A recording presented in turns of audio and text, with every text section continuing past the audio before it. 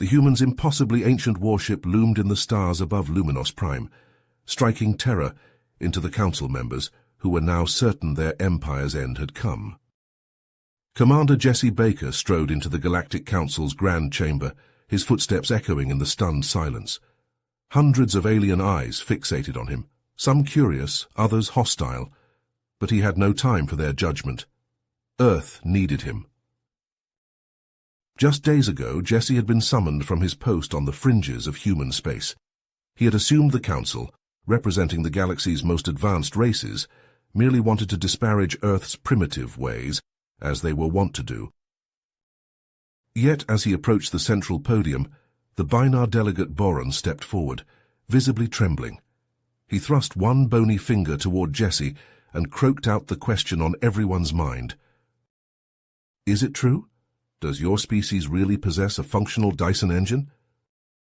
Jesse permitted himself a thin smile. So they knew. Earth's most closely guarded secret had finally come to light. He surveyed the assembled delegates, from the gelatinous Zorgans to the crystalline Quarians. They had all underestimated humanity for centuries, considering them unworthy of Galactic Council membership. But now the truth of Earth's might had them quaking. The ancient human warship, equipped with a world-ending Dyson engine, could vaporize their homeworlds with the push of a button. In that moment, Jesse understood his people's future hinged on this confrontation. The council races would either accept humanity as equals or seek to eliminate the perceived threat. There would be no middle ground. Jesse had to tread carefully to ensure Earth's survival in a hostile galaxy. One wrong word could spell extinction. He met Boron's accusing stare and uttered the words that would forever alter the balance of power. "Yes, Delegate, it's true. The Dyson engine is active, and Earth is waiting for your response, so choose your next words very carefully." Boron's eyes narrowed, his antennae quivering with barely suppressed rage. "You expect us to believe that, human? That your species just happens to possess a weapon of unimaginable power, and yet its existence is unknown to you? Do not insult our intelligence." The Binar delegate gestured dismissively at Jesse. "This council has tolerated your kind's presence in the galaxy for far too long. We thought you harmless, if primitive. But now we see the truth. You are a threat to us all. A species that would build such a monstrous device cannot be trusted." Jesse felt his heart pounding in his chest as he struggled to make sense of the situation. The Dyson engine was like something out of a science fiction novel, a technological impossibility, and yet the evidence was right there in front of him, playing out on the holographic display. He had to find a way to defuse this situation before it escalated any further. The last thing humanity needed was to make an enemy of the Galactic Council. "Please, Delegate, I am telling you the truth," Jesse said, holding up his hands in a placating gesture. "I have never seen or heard of this Dyson engine before. If it is a human creation, it must be ancient, from a time before our recorded history. Surely you can see that." Boron scoffed, his face twisted into a sneer. "A likely story. You expect us to believe that your species just forgot about a weapon capable of destroying entire worlds? No, human. I think it is far more likely that you have been hiding this device from us, biding your time until you could use it to conquer the galaxy." The Binar turned to address the rest of the council members. "This is a clear and present danger to us all. The humans cannot be allowed to possess such a weapon. We must act now, before it is too late." Jesse felt a cold dread settle in the pit of his stomach as he saw the fear and anger on the faces of the assembled delegates. They were already convinced of humanity's guilt, and nothing he could say would change their minds. He had to find a way to prove that the Dyson engine was not a threat, that humanity had no intention of using it against the other races of the galaxy. But how could he do that, when he himself had no idea where the device had come from or what its true purpose was? As the council members began to shout and argue amongst themselves, Jesse realized that he was running out of time. If he couldn't find a way to defuse the situation soon, it could mean the end of everything he had ever known. He took a deep breath, steeling himself for what was to come.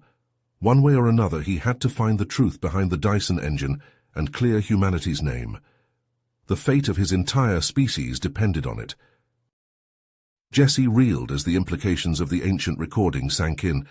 His mind raced, trying to make sense of the impossible.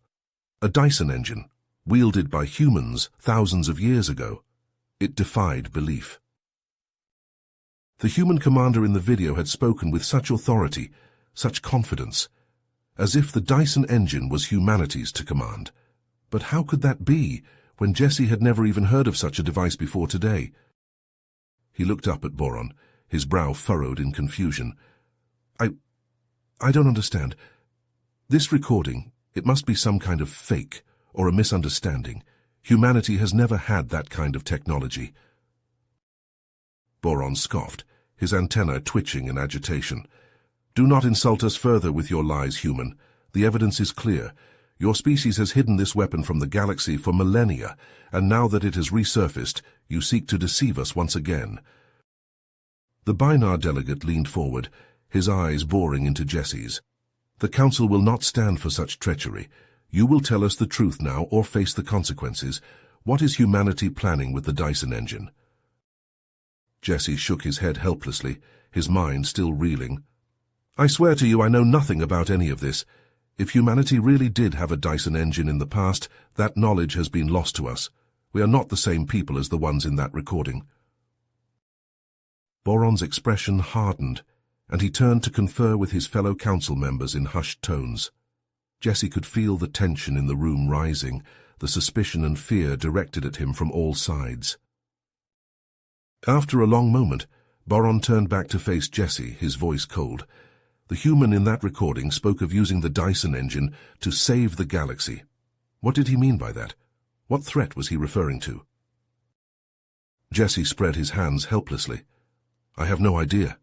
As I said, this is all new to me. But if there was some kind of threat to the galaxy back then, maybe that's why the Dyson engine was built in the first place. As a weapon of last resort, to protect everyone. Boron's eyes narrowed. And you expect us to believe that humanity, the same species that now claims ignorance, was the only one capable of building such a device? That you used it for altruistic purposes, rather than your own gain? The Binar shook his head. No, human. I think it far more likely that your kind sought to use the Dyson engine as a means of control, of domination over the rest of the galaxy, and now that it has returned, you seek to do so again. Jesse felt a surge of anger at the accusation. That's not true. Humanity may have made mistakes in the past, but we are not conquerors or tyrants. We only ever wanted to coexist peacefully with the other species of the galaxy. Boron regarded Jesse coldly. Your words are meaningless, human. The Council will not be swayed by your lies any longer. We must assume that humanity intends to use the Dyson engine as a weapon against us, and act accordingly. The Binar turned to address the rest of the Council members. This human cannot be trusted. We must take immediate action to neutralize the threat of the Dyson engine before it is too late. I propose we send a fleet to seize the device by force and destroy it once and for all. As the other delegates began to murmur in agreement, Jesse felt a chill run down his spine. The situation was spiraling out of control, and he seemed powerless to stop it. If the Council attacked the Dyson engine, it could spark a war between humanity and the rest of the galaxy, with catastrophic consequences for all. He had to find a way to convince them of the truth, to prove that humanity was not a threat. But with the weight of ancient history and damning evidence stacked against him, Jesse feared that it might already be too late. The fate of the galaxy hung in the balance, and Jesse could only hope that he would find a way to tip the scales in humanity's favor before it was too late. Jesse's jaw drops in stunned disbelief as he stares at the flickering hologram of Commander Titus Nash. His heart hammers in his chest, shock and confusion swirling through his mind. A wave of gasps and startled murmurs ripples through the council chamber, the alien delegates exchanging looks of incredulity and dread at the sight of this ghost from humanity's past. Nash's piercing gaze sweeps over the assembly, his eyes blazing with an intensity that seems to bore into the very soul of each being present. You stand here, accusing humanity of deception and warmongering, when it was we who saved you from annihilation 3 millennia ago, Nash declares, his voice reverberating with power and authority. Boron sputters indignantly, his antennae quivering with barely suppressed rage. Saved us? You dare claim to be our saviors, even as you wield a weapon capable of destroying entire worlds? Nash fixes the Binar with a withering glare. The Dyson engine was a last resort, a desperate measure taken to protect not just humanity, but all sentient life in the galaxy. You speak of ancient history, Delegate, but you know nothing of the true threat we faced. The hologram flickers, and suddenly the chamber is filled with a dizzying array of images.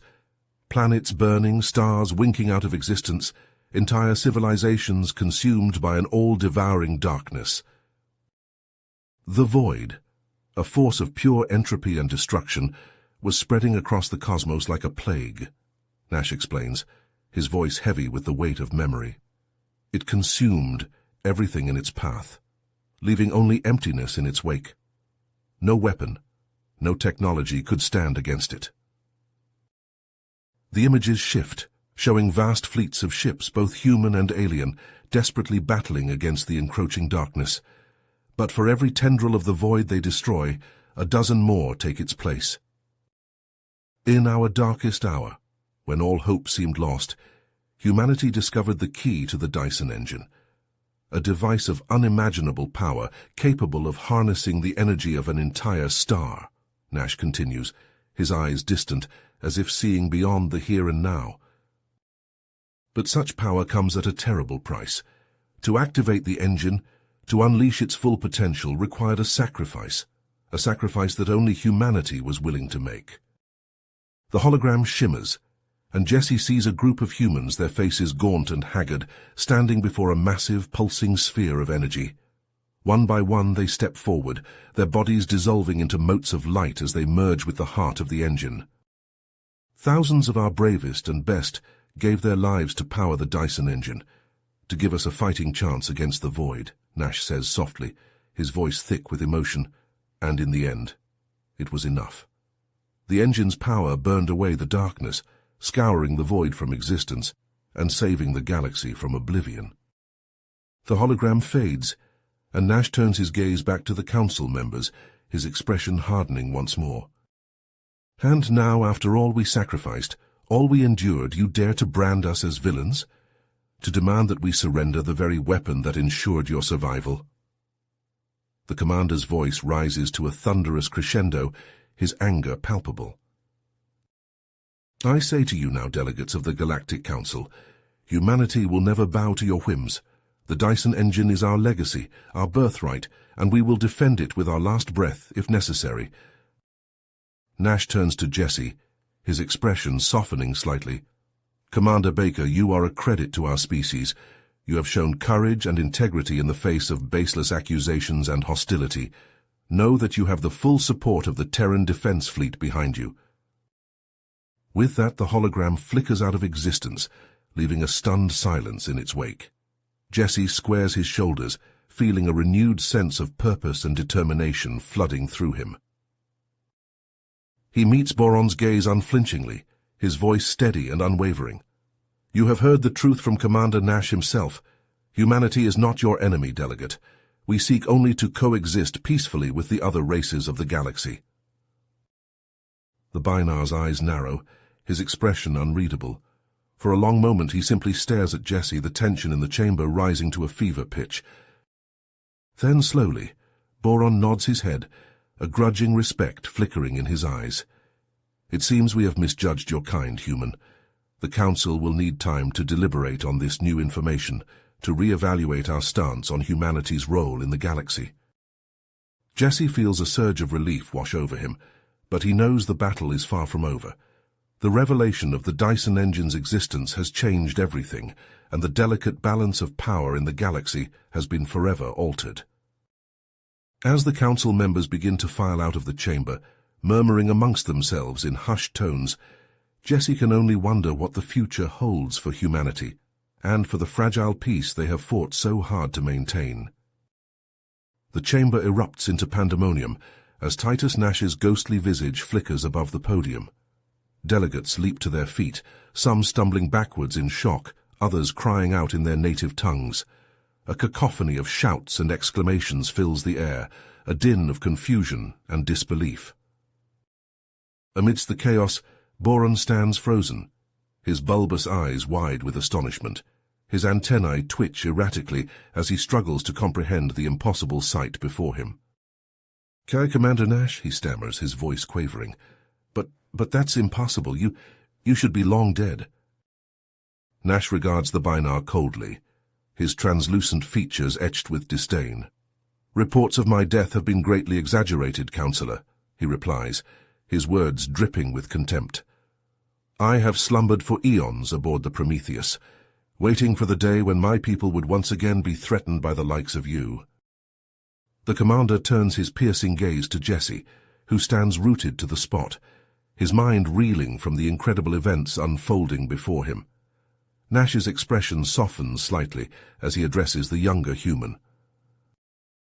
"Commander Baker, I apologize for the deception," he says, his voice tinged with regret. "But it was necessary to maintain the secrecy of the Prometheus until the time was right. You see, the Dyson engine is not just a weapon, but a repository of human knowledge and culture, a failsafe designed to ensure that our species would never be forgotten, even if the unthinkable happened and Earth itself was lost."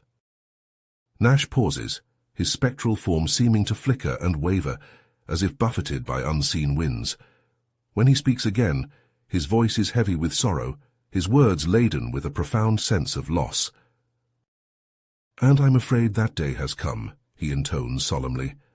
"Earth-Yam is gone, a victim of the same short-sighted aggression and fear that I see before me now in this very chamber."